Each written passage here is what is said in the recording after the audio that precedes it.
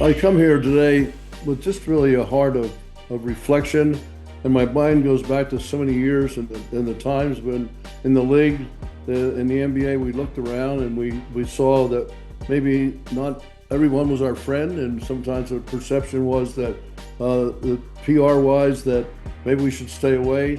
And we continue to have this distance, and I really felt that going along, and I started to talk to people, there was really a misconception of who we were and what we did and how we went about our business. And it really kind of bothered me. I said, "Well, we should really be changing this." And certainly when the magazine started, there was an intrigue, but at the same time, there was also, it was clouded with this doubt that kind of came from our organization, all the way from the top, that we didn't do interviews. We had to have special permission, and that was always difficult to get.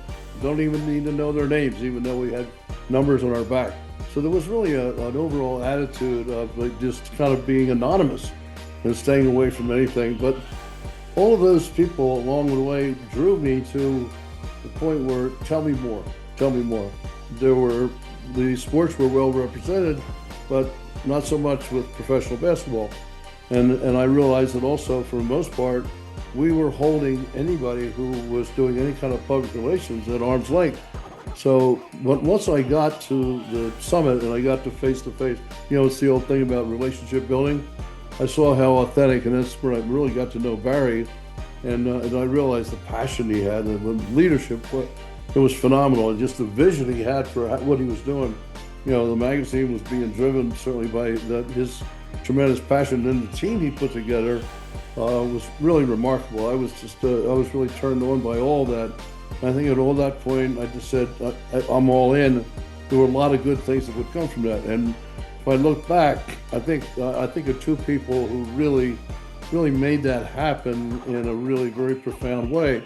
And that would be Steve Javie and Joe Crawford.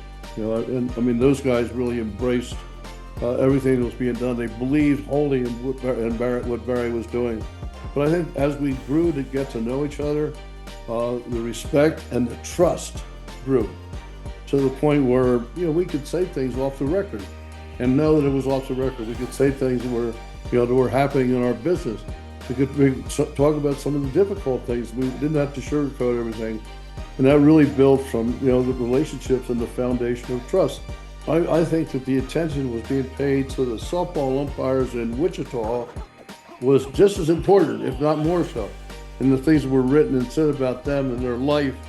And I said, well, this is really officiating at the level that is really important to this country.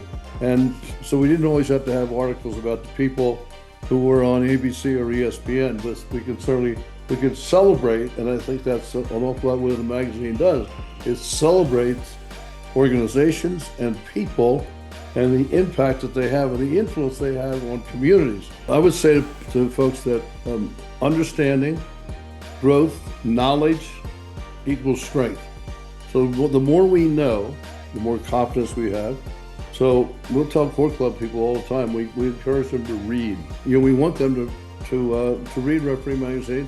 We want them to be part of the organization. We think it's important. And then, because we feel that underlying that preparation is critical, really critical.